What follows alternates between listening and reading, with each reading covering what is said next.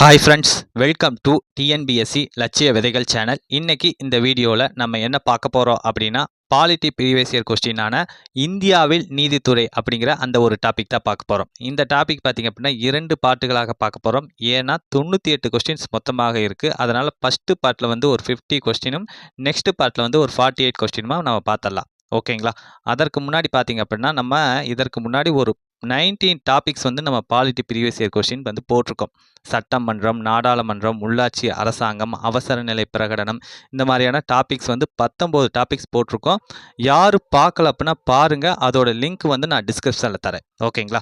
Okay, என்ன காரணம் இந்த ப்ரீவியஸ் இயர் கொஸ்டின்ஸ் பார்க்க வேண்டிய காரணம் என்னென்னா, டிஎன்பிசியிலேருந்து ஒரு 20 to 30% கொஸ்டின்ஸ் பார்த்திங்க அப்படின்னா ப்ரீவியஸ் இயர்லேருந்து அப்படியே கேட்பாங்க. ஓகேங்களா? அதுவும் பாலிட்டியில் பார்த்தீங்கன்னா ஒரு 10 கொஸ்டின்ஸ் கேட்குறாங்கன்னு வச்சுக்கிங்களேன், அதில் 8 to 9 கொஸ்டின்ஸ் வந்து நீங்கள் ப்ரீவியஸ் இயர் மட்டுமே பார்த்துட்டு போனாலே உங்களால் அடிக்க முடியும். அந்த மாதிரி தான் கொஸ்டின்ஸ் வந்து செட் பண்ணுவாங்க.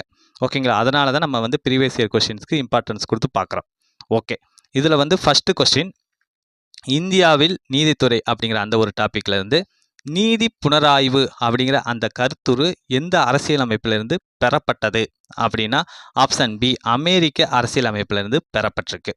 ஓகே, அதே வந்து கனடாவிலிருந்து நம்ம எந்த கருத்துரு பெறப்பட்டுள்ளது அப்படின்னா, கூட்டாட்சி அப்படிங்கிற அந்த கருத்துரு வந்து நமக்கு பெற்றிருக்கோம். ஓகேங்களா? ஓகே, இதே ஜெர்மனியிலேருந்து நம்ம என்ன கருத்துரு பெற்றிருக்கோம் அப்படின்னா, அவசர நிலையின் போது அடிப்படை உரிமைகள் என்ன பண்ணுவாங்க அப்படின்னா நிறுத்தி வைக்கிறது. ஓகேங்களா? அதை வந்து நம்ம என்ன பண்ணியிருப்போம் அப்படின்னா ஜெர்மனியிலேருந்து நம்ம பெற்றிருக்கோம். Okay, next question, second question, பின்வருவனவற்றை பொருத்தி சரியான விடையை தேர்வு செய்கவும். வழக்கு அது நடைபெற்ற ஆண்டு. ஓகேங்களா? இதற்கான ஆன்சர் என்ன அப்படின்னா ஆப்ஷன் ஏ, 4-3-2-1 அதுதான் இதற்கான ஆன்சர். அதாவது பெருபாரி யூனியன் வழக்கு எந்த ஆண்டு நடைபெற்றதுன்னா 1960ஆம் ஆண்டு. கேசவானந்த பாரதி வழக்கு எந்த ஆண்டு நடைபெற்றதுன்னா 1973ஆம் ஆண்டு. மினர்வா மில்ஸ் வழக்கு பார்த்தீங்கன்னா 1980ஆம் ஆண்டு நடைபெற்றது. கோலக்நாத் வழக்கு வந்து 1967ஆம் ஆண்டு நடைபெற்றது. ஓகேங்களா? ஓகே, ஆப்ஷன் ஏ தான் இதற்கான ஆன்சர். ஓகே, இதில் பார்த்தீங்கன்னா இந்த பெருபாரி யூனியன் வழக்கில் என்ன தீர்ப்பு கொடுத்துருப்பாங்க அப்படின்னா, முகவுரை இந்திய அரசியலமைப்பின் ஒரு பகுதி அல்ல அப்படிங்கிற அந்த தீர்ப்பை வந்து கொடுத்துருப்பாங்க. ஓகே, கேசவானந்த பாரதி அப்படிங்கிற அந்த வழக்கு வந்து எதை பற்றி சொல்லுது அப்படிங்கிறதுனா, அதாவது நாடாளுமன்றமோ சட்டமன்றமோ நமக்கு வரையறுத்துள்ள அந்த உரிமைகளை வந்து மீறி செயல்படும் போது நம்ம என்ன பண்ணலாம் அப்படின்னா நீதிமன்றங்களை போய் அணுகலாம் அப்படிங்கிறது தான் இந்த கேசவானந்த பாரதி வழக்கோட தீர்ப்பு. ஓகே, மினர்வா மில்ஸ் வழக்கு வந்து எதை பற்றி சொல்லுது அப்படின்னா, அதாவது அரசியலமைப்பை திருத்துவதற்கு பாராளுமன்றத்துக்கு என்ன இருக்குது அப்படின்னா அதிகாரம் இருக்குது. ஆனால் அது எப்படி திருத்தணும் அப்படின்னா அடிப்படை அரசியலமைப்போட அடிப்படை கட்டமைப்புக்கு உட்பட்டு தான் என்ன பண்ணணும், திருத்தணும் அப்படிங்கிற அந்த தீர்ப்பை வந்து இந்த மினர்வா மில்ஸ் வழக்கில் கொடுத்துருப்பாங்க. ஓகே, கோலக்நாத் வழக்கு எதை பற்றி சொல்லுது அப்படின்னா, குடிமக்களுக்கு வழங்கியுள்ள அடிப்படை உரிமைகளில் ஒன்றான சொத்துரிமையில் தலையிட, அதாவது இந்திய நாடாளுமன்றத்திற்கு என்ன இல்லை அப்படின்னா அதிகாரம் இல்லை அப்படிங்கிற அந்த தீர்ப்பை வந்து கோலக்நாத் வழக்குல வந்து கொடுத்துருப்பாங்க. ஓகேங்களா? ஓகே, தேர்ட் கொஸ்டின், கீழே கண்ட கூற்றுகளை கவனிக்கவும். உயர் நீதிமன்றத்தை பற்றிய கூற்றுகள். கூற்று 1, நீதிமன்ற அவமதிப்புக்கு உயர் நீதிமன்றத்திற்கு தண்டனை அளிக்க அதிகாரம் அப்படிங்கிற இந்த கூற்று வந்து சரிதான். அதாவது உயர் நீதிமன்றத்தை நம்ம நீதிமன்ற அவமதிப்பு பண்ணிட்டோம் அப்படின்னா அதற்கு தண்டனை அளிக்கக்கூடிய அதிகாரம் இருக்கு. ஓகே, இரண்டாவது கூற்று, உயர் நீதிமன்றத்திற்கு அனுப்பப்பட்ட சட்ட சம்பந்தமான கேள்விகளுக்கு ஆலோசனை வழங்க அதிகாரம் இருக்கிறது அப்படிங்கிற இந்த கூற்று வந்து சரிதான். அதாவது உயர் நீதிமன்றத்துக்கு நம்ம சட்ட சம்பந்தமான கேள்விகளை கேட்டு ஆலோசனை கேட்குறோம் அப்படின்னா அதற்கு ஆலோசனை வழங்கக்கூடிய அதிகாரம் இருக்கிறது. ஓகே, கூற்று 3, குடியரசுத் தலைவரின் அறிவுறுத்தலின் பேரில் ஆளுநரால் அனுப்பப்பட்ட சட்ட சம்பந்தமான கேள்விகளுக்கு ஆலோசனை வழங்க அதிகாரம் இருக்கிறது. ஓகேங்களா? ஒரு ஆளுநர் வந்து கேட்குறாரு சட்ட சம்பந்தமான ஒரு கேள்வியை வந்து உயர் நீதிமன்றத்தில் கேட்கும்போது அதற்கு வந்து ஆலோசனை வழங்கக்கூடிய அதிகாரம் இருக்கிறது. ஓகே, கூற்று 4, அடிப்படை உரிமைகளை செயல்படுத்துவதற்காகவும் மற்ற நோக்கங்களுக்காகவும் குறிப்பிட்ட நீதி பேராணைகளை பிறப்பிக்க அதிகாரம் இருக்கிறது அப்படிங்கிற இந்த கூற்று பார்த்தீங்கன்னா சரிதான். ஓகேங்களா? இந்த நீதி பேராணை 5 இருக்குது. அந்த 5 நீதி பேராணையும் வந்து உயர் நீதிமன்றமும் பிறப்பிக்கலாம், உச்ச நீதிமன்றமும் பிறப்பிக்கலாம். ஓகேங்களா? ஓகே, அப்போ இந்த 4 கூற்றுகளுமே சரி. அப்போ இதற்கான ஆன்சர் என்ன அப்படின்னா ஆப்ஷன் டி, 1, 2, 3, 4 சரி அப்படிங்கிறதா. ஓகே, ஃபோர்த்து கொஸ்டின், இந்திய உச்ச நீதிமன்றம் உலகில் எந்த நாட்டில் உள்ள உச்ச நீதிமன்றத்தை விடவும் அதிக அதிகாரம் உடையது ஆகும் அப்படின்னு கூறியவர் யார் அப்படின்னா ஆப்ஷன் ஏ அல்லாடி கிருஷ்ணசாமி ஐயர் அவர்கள் தான். ஓகேங்களா? அதாவது இந்தியாவில் இருக்கக்கூடிய இந்த இந்திய உச்ச நீதிமன்றம் வந்து மற்ற நாடுகளில் இருக்கக்கூடிய உச்ச நீதிமன்றத்தை விட என்னது அதிக அதிகாரம் உடையது அப்படிங்கிற இந்த கூற்று வந்து கரெக்டு தான். அதை சொன்னவர் அல்லாடி கிருஷ்ணசாமி ஐயர் அவர்கள். ஓகே, 5th கொஸ்டின், சென்னை உயர் நீதிமன்றத்தின் முதலாக நியமிக்கப்பட்ட இந்திய நீதிபதி யார் அப்படின்னா ஆப்ஷன் சி முத்துசாமி ஐயர் அவர்கள் தான். எந்த ஆண்டு நியமிக்கப்பட்டார் அப்படின்னா 1877 1877ஆம் ஆண்டு நியமிக்கப்பட்டார். ஓகே, 6th கொஸ்டின், உச்ச நீதிமன்ற நீதிபதியின் வயது வரம்பு எது அப்படின்னா ஆப்ஷன் ஏ 65 வயது. ஓகேங்களா? ஓகே, அதாவது உச்ச நீதிமன்ற நீதிபதியோட வயது வரம்பு 65, உயர் நீதிமன்ற நீதிபதியோட வயது வரம்பு 62. ஓகே, 7th கொஸ்டின், சென்னை உயர் நீதிமன்றத்தில் மதுரை கிளை தொடங்கப்பட்ட ஆண்டு எது அப்படின்னா ஆப்ஷன் சி 2004ஆம் ஆண்டு தான் தொடங்கப்பட்டிருக்கு. ஓகே, 8th கொஸ்டின், இந்திய உச்ச நீதிமன்றம் அமைந்துள்ள இடம் நமக்கு தெரியும். அதாவது ஆப்ஷன் சி புதுடில்லியில் தான் வந்து இந்திய உச்ச நீதிமன்றம் அமைஞ்சிருக்கு. ஓகே, இந்த இந்திய உச்ச நீதிமன்றம் வந்து எந்த அரசியலமைப்பு சட்டத்தை பேஸ் பண்ணி கொண்டு வரப்பட்டிருக்கு அப்படின்னா 1935ஆம் ஆண்டு தொடங்கப்பட்ட இந்திய அரசு சட்டம், அதில் நிறுவப்பட்ட கூட்டாட்சி நீதிமன்றத்தை தொடர்ந்து தான் இந்திய உச்ச நீதிமன்றம் வந்து தொடங்கப்பட்டிருக்கு. ஓகே, இது எப்போ தொடங்கப்பட்டது அப்படின்னா ஜனவரி 28 1950ஆம் ஆண்டு தொடங்கப்பட்டது. ஓகேங்களா? ஓகே, அப்போ தொடங்கும் போது என்ன அப்படின்னா ஒரு தலைமை நீதிபதி ப்ளஸ் வந்து ஒரு 8 நீதிபதிகள் மொத்தமாக இருந்திருக்காங்க. அதில் முதல் நீதிபதியோட பெயர் என்ன அப்படின்னா சர் எலிஜா இம்பே அப்படிங்கிறது தான் முதல் நீதிபதியோட பெயர். ஓகே, எக்ஸ்ட்ரா டீட்டெயில்ஸும் சொல்கிறோம், நோட் பண்ணுங்கள், important. Okay, 9th question, collegium எனும் தேடல் குழு 1993இல் இந்தியாவில் டேஸ் அப்படின்னா ஆப்ஷன் பி உயர் நீதிமன்றம் உச்ச நீதிமன்ற நீதிபதிகளை நியமிக்கும் ஒரு அமைப்பு. கொலிஜியம் அப்படிங்கிறது பார்த்தீங்க அப்படின்னா உயர் நீதிமன்றம் உச்ச நீதிமன்றத்தை நியமிக்கக்கூடிய அமைப்பு. எந்த ஆண்டு அப்படிங்கிறது important, 1993. Okay, 10th question, Cuddalore மாவட்டம் விருத்தாச்சலம் வட்டத்தில் ஒரு கூடுதல் மாவட்ட நீதிமன்றமும் ஒரு முதன்மை சார்பு நீதிமன்றமும் மற்றும் 3 மாவட்ட உரிமையல் நீதிமன்றங்களும் உள்ளன. ஒரே தரப்பினர்களுக்கிடையேயான 3 வழக்குகள் அதே வட்டத்தில் உள்ள 3 வெவ்வேறு மாவட்ட உரிமையியல் நீதிமன்றத்தில் வழக்கில் நிலுவையில் இருந்து வருகிறது. ஒரு தரப்பினர் இணைத்த விசாரணைக்காக வேண்டி மாறுதல் முதலேற்பு மனுவை தாக்கல் செய்ய விரும்புகிறார் அப்படின்னா இதற்கான ஆன்சர் என்ன அப்படின்னா ஆப்ஷன் சி கூடுதல் மாவட்ட நீதிமன்றம் கடலூரில் நிலைக்கத்தக்கது. ஓகேங்களா? நம்ம ஹெட் எது? கடலூர் தான், கடலூர் மாவட்டம். அங்கே வந்து கூடுதல் மாவட்ட நீதிமன்றத்தில் நம்ம என்ன பண்ணலாம் அப்படின்னா மனுவை வந்து முதலேற்பு செஞ்சுக்கலாம். ஓகே, 11th கொஸ்டின், நீதிமுறை மேலாய்வு அப்படிங்கிறதோட பொருள் என்ன அப்படின்னா ஆப்ஷன் டி நிர்வாகத்துறையின் செயல்பாடுகளை நீதித்துறை ஆய்வு செய்தல். அதுதான் வந்து ஓகேங்களா. இந்த நிர்வாகத்துறை அப்படின்னா என்னென்னா மத்திய அரசு மாநில அரசு தான். ஓகேங்களா? மத்திய அரசு இயற்றக்கூடிய சட்டங்கள், மாநில அரசு இயற்றக்கூடிய சட்டங்கள், இதையெல்லாம் என்ன பண்ணும் அப்படின்னா நீதித்துறை வந்து ஆய்வு செய்யும். அதைத்தான் நீதிமுறை மேலாய்வு அப்படின்னு சொல்கிறாங்க. ஓகே, 12th கொஸ்டின், இந்திய உச்ச நீதிமன்றம் அப்படிங்கிறது என்னன்னா ஆப்ஷன் ஏ சட்டத்தை விளம்புகிறது. அதாவது விளம்புதல் அப்படின்னா சொல்லுதல் அப்படிங்கிற பொருள், சட்டத்தை வந்து சொல்லும். ஓகேங்களா? இந்த உச்ச நீதிமன்றம் எப்போ தொடங்கினாங்க? ஜனவரி 28 1950. எங்கே இருக்குது இந்த உச்ச நீதிமன்றம் அப்படின்னா டெல்லியில் இருக்குது. தொடங்கும் போது ஒரு தலைமை நீதிபதி ப்ளஸ் ஒரு 8 நீதிபதிகள் இருந்தாங்க. ஓகே, முதல் நீதிபதியோட பெயர் என்னன்னா சர் எலிஜா இம்பே அப்படிங்கிறது. எந்த சட்டத்தை பேஸ் பண்ணி இது தொடங்கப்பட்டது அப்படின்னா 1935 தொடங்கப்பட்ட இந்திய அரசு சட்டம், அதை பேஸ் பண்ணி தான் என்ன பண்ணியிருப்பாங்க அப்படின்னா இந்த கூட்டாட்சி நீதிமன்றத்தை தொடர்ந்து இந்திய உச்ச நீதிமன்றம் வந்து தொடங்கப்பட்டிருக்கு. ஓகே, 13 கொஸ்டின், நீதி புனராய்வு எந்த நாட்டிலிருந்து பெறப்பட்டது அப்படின்னா நமக்கு தெரியும் அமெரிக்கா நாட்டிலிருந்து பெறப்பட்டது. ஓகேங்களா? இந்த கொஸ்டின் பாருங்கள், செகண்ட் டைம் வந்து ரிப்பீட் ஆகுது. ஓகேங்களா? இதைத்தான் நம்ம சொல்கிறோம் ரிப்பீட்டாக கொஸ்டின்ஸ் கேட்டுக்கிட்டே இருப்பாங்க அப்படிங்கிறத.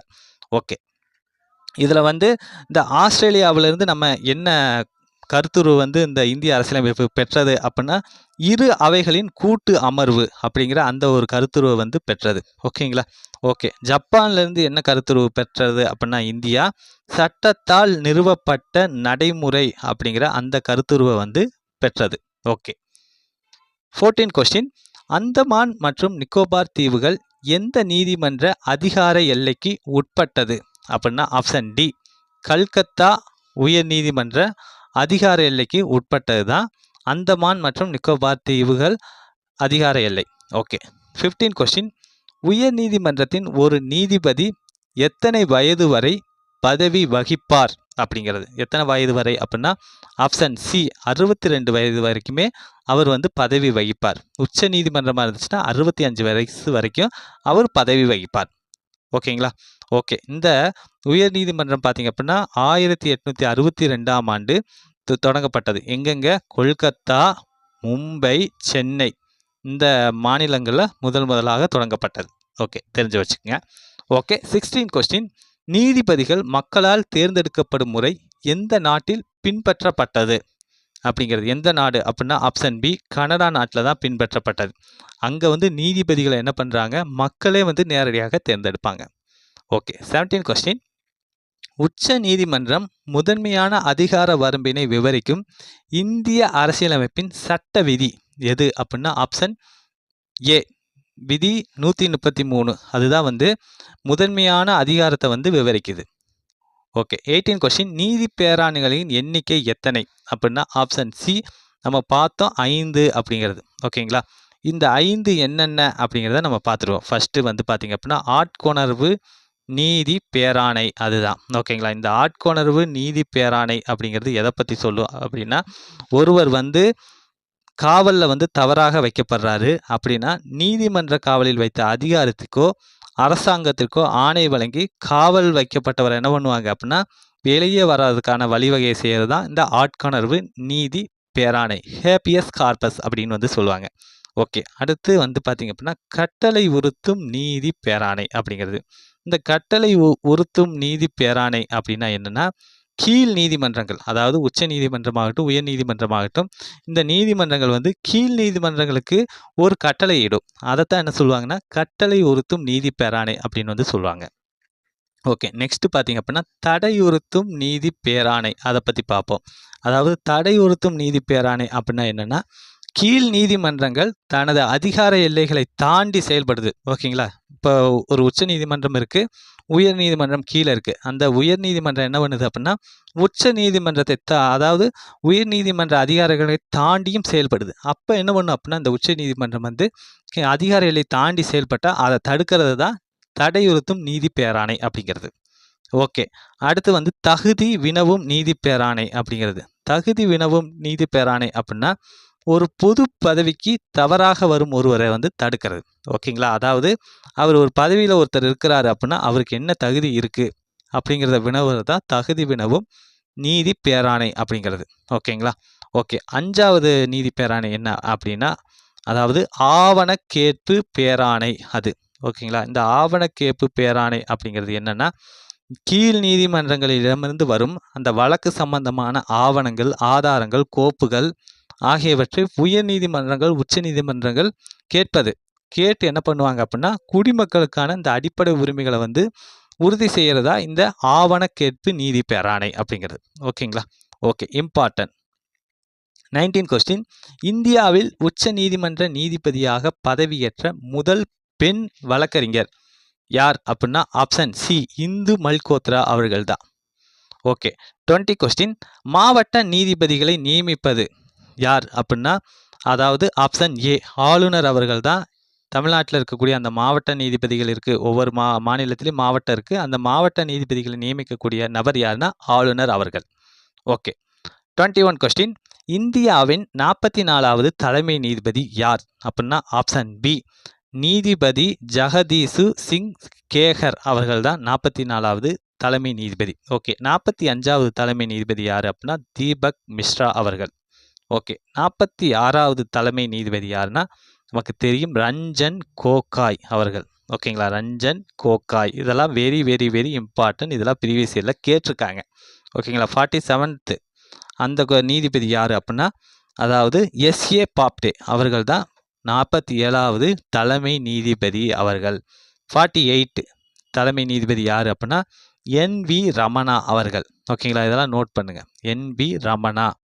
ஓகே, அடுத்து 49th தலைமை நீதிபதி யார் அப்படின்னா தெரியும், UU லலித் அவர்கள். ஓகே, 50th தலைமை நீதிபதி யாருன்னா சந்திரசூட் அவர்கள். ஓகேங்களா, இதெல்லாம் பார்த்தீங்கன்னா வெரி வெரி இம்பார்ட்டன்ட், ப்ரீவியஸ் இயரில் கேட்டிருக்காங்க. Okay, next question 22 question. கீழ்கண்டவற்றை பொருத்தி சரியான விடையை தேர்ந்தெடுக்கவும். அம்சங்கள், விதிகள். ஓகேங்களா, இதற்கான ஆன்சர் என்ன அப்படின்னா ஆப்ஷன் சி 4, 3, 2, 1 அதுதான் இதற்கான ஆன்சர். அதாவது உச்ச நீதிமன்றத்தின் பேராணை அதிகாரம் என்ன அப்படின்னா விதி 32. 5 நீதி பேராணை பார்த்தோம் பார்த்தீங்களா, அந்த 5 நீதி பேராணை விதி 32 கீழே தான் வரும். ஓகே, அதாவது அரசாங்கத்துக்கு எதிரான வழக்குகள் எதை பற்றி சொல்லுது அப்படின்னா விதி 300 அப்படிங்கிறத பற்றிலாம் வருது. ஓகே, உயர் நீதிமன்றத்தின் நீதி பேராணை எந்த ஆர்டிக்கலில் வருது அப்படின்னா விதி 226 வருது. ஓகேங்களா, ஓகே. அதுக்கடுத்து நீதி புனராய்வு அதிகாரத்தின் ஆதாரம் எதை பற்றி எந்த ஆர்டிக்கல்னா விதி 13. ஓகே, ஆப்ஷன் சி தான் இதற்கான ஆன்சர். Okay, 23 question. உச்ச நீதிமன்ற நீதிபதி ஆவதற்கான தகுதிகள் பற்றிய பின்வரும் கூற்றுகளில் சரியானது எது அப்படிங்கிறது. இதில் சரியான கூற்று எது அப்படின்னா ஆப்ஷன் பி. அதாவது உச்ச நீதிமன்றத்தில் நீதிபதி ஆகணும் அப்படின்னா குறைஞ்சபட்சம் அவர் உயர் நீதிமன்றத்தில் ஒரு 5 வருஷமாவது வழக்கறிஞராக பணியாற்றி இருக்கணும் அப்படிங்கிறதா. Okay, 24 question. நீதிபதிகள் சட்டமன்றத்தால் தேர்ந்தெடுக்கப்படும் முறை பின்பற்றப்படும் நாடு எது அப்படின்னா ஆப்ஷன் பி அமெரிக்கா நாட்டில் தான் பின்பற்றப்படுது. ஓகேங்களா, இதே நீதிபதிகள் மக்களால் தேர்ந்தெடுக்கப்படக்கூடிய நாடு எது அப்படின்னா கனடா. இதே நீதிபதிகள் சட்டமன்றத்தால் தேர்ந்தெடுக்கப்படக்கூடிய நாடு அமெரிக்கா. Okay, 25 question. நீதி புனராய்வின் முக்கியத்துவத்தை நடைமுறைப்படுத்திய நாடு எது? பார்த்தீங்களா, இந்த கொஸ்டின்ஸ் 3வது டைம் ரிப்பீட் ஆகுது. ஓகேங்களா, அதாவது எந்த நாடு நடைமுறைப்படுத்துச்சு அப்படின்னா அமெரிக்கா தான் நடைமுறைப்படுத்துச்சு. ஓகேங்களா, ஓகே ஓகே. இதில் பார்த்தீங்க அப்படின்னா ரஷ்யாவிலேருந்து நம்ம என்ன கருத்துருவை எடுத்திருப்போம் அப்படின்னா அடிப்படை கடமைகள் அப்படிங்கிற அந்த கருத்துருவை இந்திய அரசியலமைப்பு எடுத்திருக்கும். ஓகே, இந்த ஜெர்மனியிலேருந்து நம்ம என்ன கருத்துருவு எடுத்திருப்போம் அப்படின்னா அவசர நிலையின் போது அடிப்படை உரிமைகள் நிறுத்தப்படுற அப்படிங்கிற அந்த கருத்துருவை நம்ம எடுத்திருப்போம். ஓகே, நீதி புனராய்வு அப்படிங்கிற அந்த கருத்துருவு நம்ம எங்கேருந்து எடுத்திருப்போம் அப்படின்னா அமெரிக்கா அப்படிங்கிற அந்த நாட்டிலேருந்து எடுத்திருப்போம். Okay, 26 question. உச்ச நீதிமன்றத்தின் தற்காலிக தலைமை நீதிபதியை யார் நியமனம் செய்கிறார் அப்படின்னா ஆப்ஷன் சி குடியரசுத் தலைவர் அவர்கள் தான் நியமனம் செய்கிறார். ஓகேங்களா, அதாவது 1993ஆம் ஆண்டு தொடங்கப்பட்ட கொலீஜியம் அப்படிங்கிற அந்த அமைப்பு தான் என்ன பண்ணும் அப்படின்னா உச்ச நீதிமன்றம் உயர் நீதிமன்ற நீதிபதிகள்லாம் நிர்ணயம் பண்ணும். ஓகேங்களா, அவங்க ஃபிக்ஸ் பண்ணி தான் குடியரசுத் தலைவர்கிட்ட சொல்லுவாங்க. அவர் என்ன பண்ணுவார் அப்படின்னா எந்த மாற்றமுமே ஏற்படுத்த மாட்டார், அப்படியே அதை நடைமுறைப்படுத்துவார். ஓகேங்களா, ஓகே. அது மட்டும் இல்லாமல் நியமனங்கள் சார்ந்த எதுவுமே மத்திய அரசில் மேக்சிமம் குடியரசுத் தலைவர் தான் நியமிப்பார்.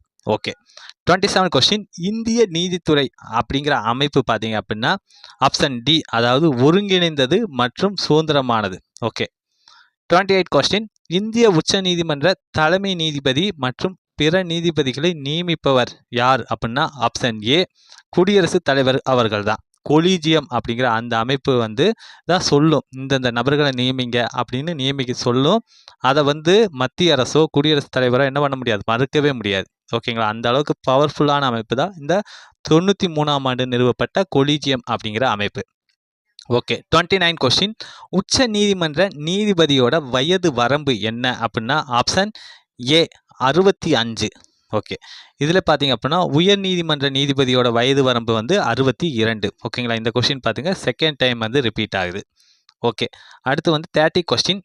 இந்திய அரசியலமைப்பின் 132வது விதியில் குறிப்பிடப்பட்டுள்ளது எது அப்படின்னா ஆப்ஷன் பி அதாவது உயர் நீதிமன்றங்களின் குடிமைசார் வழக்குகளில் உச்ச நீதிமன்றத்திற்கு மேல்முறையீடு செய்யும் வரம்பெல்லை பற்றி.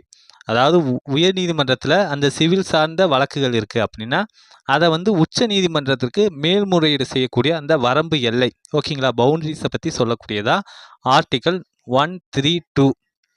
Okay, 31 question. பொதுநல வழக்கு பற்றிய கீழ்கண்ட எந்த கூற்று உண்மை அல்ல அப்படிங்கிறது. எந்த கூற்று அப்படின்னா ஆப்ஷன் பி. உச்ச நீதிமன்றத்தில் பொதுநல வழக்கில் உள்ள ஒரு மனுவை தகுந்த உயர்நீதிமன்றத்திற்கு மாற்ற இயலாது அப்படிங்கிற இந்த கூற்று வந்து தவறானது. ஓகேங்களா? அதாவது உச்ச நீதிமன்றத்தில் ஒரு பொதுநல வழக்கு இருக்குது அப்படின்னா அதை வந்து ஒரு உயர்நீதிமன்றத்துக்கு மாற்ற இயலும். ஓகேங்களா? அப்போ இந்த கூற்று தான் தவறானது. ஓகே. 32 கொஸ்டின். அரசு வழக்கறிஞரின் ஊதியம் மற்றும் இதர படிகளை வழங்குவது யார் அப்படின்னா ஆப்ஷன் பி. அதாவது மைய அரசாங்கம், மாநில அரசாங்கம் இதுதான் வந்து அரசு வழக்கறிஞரோட ஊதியத்தை மற்றும் இதர படி வந்து வழங்குது. ஓகே. 33 கொஸ்டின். செயல்துறை நீதிபதி தொடர்பாக கீழ்கண்ட எந்த ஒரு கூற்று சரியானது அல்ல அப்படிங்கிறது அப்படின்னா ஆப்ஷன் சி.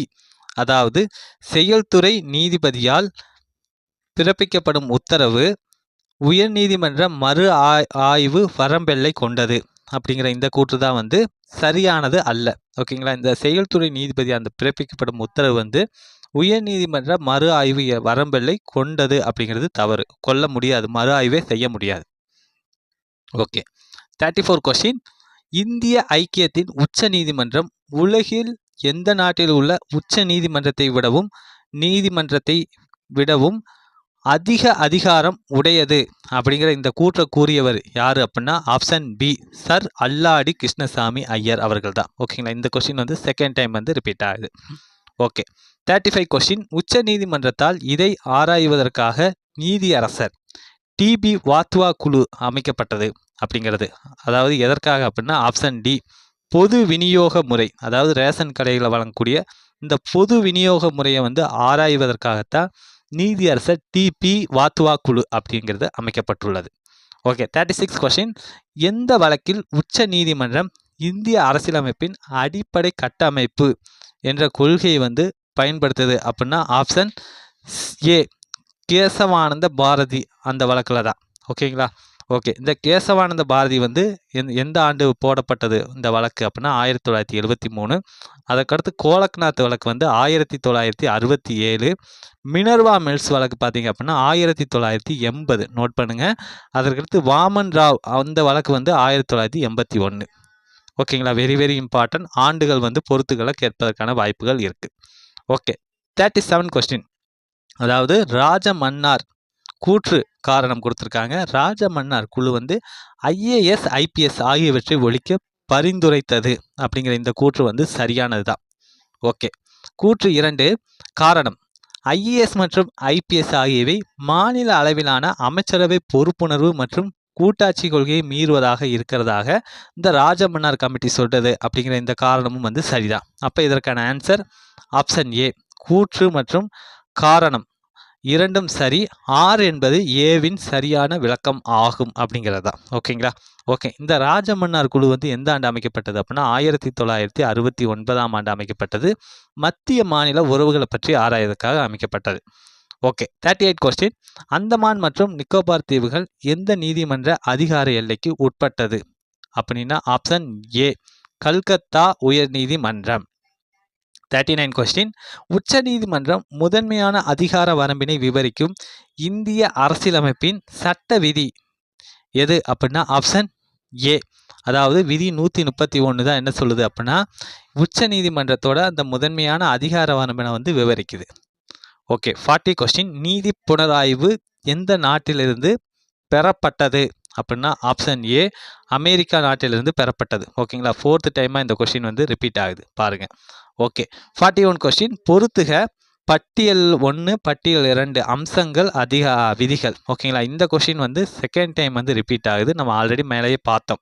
அதாவது உச்ச நீதிமன்றத்தின் பேராணை அதிகாரம் எது அப்படின்னா விதி 32. ஓகே. அரசாங்கத்துக்கு எதிரான வழக்குகள் விதி 300. உயர் நீதிமன்றத்தின் பேராணை அதிகாரம் என்ன அப்படின்னா விதி 226. நீதி புனராய்வு அதிகாரத்தின் அதிகாரம் விதி 13. இதற்கான ஆன்சர் என்ன அப்படின்னா ஆப்ஷன் சி. 4, 3, 2, 1 அதுதான். ஓகே. 42 கொஸ்டின். உச்ச நீதிமன்ற நீதிபதிகளின் ஊதியம் பெறப்படுவது எதுலேருந்து நமக்கு பெறப்படுறாங்க அப்படின்னா ஆப்ஷன் டி. இந்திய தொகுப்பு நிதியிலிருந்து தான் உச்ச நீதிமன்ற நீதிபதிகளோட ஊதியம் கொடுக்கப்படுது. ஆனால் அது வந்து வாக்கெடுப்புக்கு உட்பட்டது. ஓகே 43 கொஸ்டின் இந்திய உயர்நீதிமன்றங்களின் தன்மை பற்றிய கீழ்கண்ட எந்த ஒரு கருத்து சரியானது ஆகும் அப்படின்னா ஆப்ஷன் ஏ அஸ்ஸாம் உயர்நீதிமன்றம் அஸ்ஸாம் நாகாலாந்து திரிபுரா மணிப்பூர் போன்ற மாநிலங்களுக்கு எல்லாமே என்ன இருக்கு பொதுவானது ஓகேங்களா ஓகே அதே போலவே பார்த்தீங்க அப்படின்னா சண்டிகர் உயர்நீதிமன்றம் பார்த்தீங்க அப்படின்னா எதற்கெல்லாம் பொதுவானது அப்படின்னா பஞ்சாப்பு அப்புறம் பார்த்தீங்க அப்படின்னா ஹரியானா சண்டிகர் இந்த மூணு மாநிலம் அதாவது பஞ்சாப் ஹரியானா மாநிலம் சண்டிகர் அப்படிங்கிறது யூனியன் பிரதேசம் இந்த மூணுக்குமே பொதுவான நீதிமன்றம் எதுனா சண்டிகர் உயர் நீதிமன்றம் தான் ஓகேங்களா ஓகே இந்த உயர் நீதிமன்றங்களாக எப்போ தொடங்கப்பட்டது அப்படின்னா 1862ஆம் ஆண்டு ஃபஸ்ட்டு ஸ்டார்ட் பண்ணுறாங்க கொல்கத்தா மும்பை சென்னை ஓகேங்களா கேஎம்சி அப்படின்னு நாங்கள் வச்சுக்கோங்க கொல்கத்தா மும்பை சென்னை ஓகே அப்போ தான் அந்த 3 இடங்களில் தான் 62ஆம் ஆண்டு உயர்நீதிமன்றம் தொடங்கப்பட்டது ஓகே 44 கொஸ்டின் இந்திய அரசியலமைப்பின் 124 2வது விதி கீழ்கண்ட ஒருவரின் நியமனம் பற்றி கூறுகிறது அப்படின்னா ஆப்ஷன் டி உச்ச நீதிமன்ற நீதிபதியோட நியமனத்தை பற்றி சொல்லுது ஓகே 45 கொஸ்டின் பொறுத்துக இதற்கான ஆன்சர் என்ன அப்படின்னா ஆப்ஷன் டி 4 3 2 1 அதுதான் இதற்கான ஆன்சர் அதாவது அசல் அதிகார வரம்பு அப்படின்னா அடிப்படை உரிமைகளை அமுல் செய்வது தான் அசல் அதிகார வரம்பு மேல்முறையீடு அதிகார வரம்பு அப்படின்னா இந்த கீழ்மை நீதிமன்றத்தின் தீர்ப்பை ஆராய்வது அதுதான் மேல்முறையீடு அதிகார வரம்பு அறிவுரை கூறும் அதிகார வரம்பு அப்படின்னா அதாவது உச்ச நீதிமன்றத்தின் இந்தியாவின் குடியரசுத் தலைவரால் விஷயங்களை பற்றி ஆலோசனை கேட்பது ஓகேங்களா நம்ம அட்வைஸ் கேட்கறது தான் அறிவுரை கூறும் அதிகார வரம்பு அப்படிங்கிறது நீதி புனராய்வு அப்படின்னா சட்டமன்ற சட்டத்தின் அரசியலமைப்பு தன்மை ஓகேங்களா இந்த நீதி புனராய்வு நம்ம எங்கேருந்து எடுத்திருப்போம் அப்படின்னா அமெரிக்காவிலிருந்து எடுத்திருப்போம் ஓகே 46 கொஸ்டின் பின்வரும் அரசமைப்பு விதிகளில் எந்த ஒன்று கல்கத்தா உயர்நீதிமன்றம் அந்தமான் நிக்கோபார் தீவுகளின் மீது நீதி வரம்பியல் அதிகாரம் படைத்தது அப்படின்னு சொல்லுது அப்படின்னா ஆப்ஷன் சி விதி ஆர்டிகல் 241 47 கொஸ்டின் டேஸ் ஆண்டு முதலில் உச்ச நீதிமன்றம் ஆரவள்ளி மலைப்பகுதியில் தாதுக்கள் எடுப்பதை தடை செய்தது அப்படின்னா ஆப்ஷன் ஏ 2002ஆம் ஆண்டு தடை செஞ்சது உச்ச நீதிமன்றம் 48 கொஸ்டின் செய்ய தவறிய ஒரு குறிப்பிட்ட செயலை உடனடியாக செய்ய கோரி நீதிமன்றம் பிறப்பிக்கும் ஆணை இவ்வாணை பிறப்பிக்கப்பட்டதும் அந்த குறிப்பிட்ட அலுவலர் அச்செயலை உடனடியாக செய்ய வேண்டியவர் ஆகிறார் அது எந்த ஆணை அப்படின்னா ஆப்ஷன் பி செயலுறுத்து நீதி பேராணை அதுதான் ஓகேங்களா நீதி பேராணை 5 வகை இருக்கு அப்படிங்கிறத நம்ம பார்த்தோம் உச்ச நீதிமன்ற நீதி பேராணை 32 ஆர்டிக்கல் உயர் நீதிமன்றமாக இருந்துச்சுன்னா 226 ஆர்டிக்கல் ஓகே 49 கொஸ்டின் உயர் நீதிமன்றம் அது உருவாக்கப்பட்ட ஆண்டு பொறுத்துக இதற்கான ஆன்சர் என்ன அப்படின்னா ஆப்ஷன் டி 4 3 2 1 அதுதான் இதற்கான ஆன்சர் அதாவது அலகாபாத் நீதிமன்றம் 1896ஆம் ஆண்டு தொடங்கப்பட்டது டெல்லி நீதிமன்றம் 1966ஆம் ஆண்டு தொடங்கப்பட்டது கர்நாடகா நீதிமன்றம் பார்த்தீங்கன்னா 1884ஆம் ஆண்டு தொடங்கப்பட்டது மெட்ராஸின் கோர்ட்டு உயர்நீதிமன்றம் 1862 ஓகேங்களா இந்த 1862ல் 3 நீதிமன்றங்கள் கல்கத்தா மும்பை சென்னை 3 நீதிமன்றங்களுமே ஒட்டுக்கா திறந்திருப்பாங்க உயர் நீதிமன்றங்கள் ஓகே 15 கொஸ்டின் கீழ்வரும் கூற்றுகளில் சரியான மற்றும் தவறான கூற்றை காட்டுக ஓகேங்களா உச்ச நீதிமன்றத்தை பற்றி கொடுத்துருக்காங்க இதில் சரியானது தவறானது எது அப்படிங்கிறத பார்ப்போம் ஃபர்ஸ்ட் கூற்று உச்ச நீதிமன்றத்தின் தீர்ப்பு அனைத்து நீதிமன்றங்களையும் கட்டாயமாக கட்டுப்படுத்தும் என வானளவைய அதிகாரம் கொண்ட அமைப்பு தான் உச்ச நீதிமன்றம் ஓகே உச்ச நீதிமன்ற நீதிபதி உயர் நீதிமன்ற நீதிபதிகளை மாற்றலாம் அப்படிங்கிற இந்த கூற்றும் சரிதான் ஏன்னா அதை மாற்றக்கூடிய அதிகாரம் உச்ச நீதிமன்றத்துக்கு இருக்கு உச்ச நீதிமன்றம் ஒரு வழக்கை உயர் நீதிமன்றத்திலிருந்து மற்றொரு நீதிமன்றத்திற்கு மாற்ற இயலாது அப்படிங்கிற இந்த கூற்று தவறு ஓகேங்களா அதாவது உச்ச நீதிமன்றம் என்ன பண்ணலாம் உயர் நீதிமன்றத்துக்கு மாற்றலாம் அந்த அதிகாரம் அந்த உச்ச நீதிமன்றத்துக்கு இருக்கு ஓகே 4வது கூற்று உச்ச நீதிமன்றம் உயர் நீதிமன்றத்திலிருந்து மேல்முறையீடுகளை விசாரிக்க இயலாது அப்படிங்கிற இந்த கூற்றும் தவறு ஏன்னா அதிகாரம் கொண்ட அமைப்பு உச்ச நீதிமன்றம் அந்த உச்ச நீதிமன்றம் உயர் நீதிமன்றத்தில் இருக்கக்கூடிய அந்த மேல்முறையீடுகளை விசாரிக்க இயலும் அப்போ இதற்கான ஆன்சர் என்ன அப்படின்னா ஆப்ஷன் பி கூற்று 1 மற்றும் 2 சரி 3 4 தவறு அப்படிங்கிறதா இதற்கான ஆன்சர் ஓகேங்களா? ஓகே. நம்ம வந்து 50 கொஷின்ஸ் வந்து பார்த்துட்டோம். பேலன்ஸ் இருக்கக்கூடிய 48 கொஷின்ஸ் வந்து அடுத்த வீடியோவில் பார்ப்போம். மீண்டும் அடுத்த வீடியோவில் சந்திப்போம். Thank you.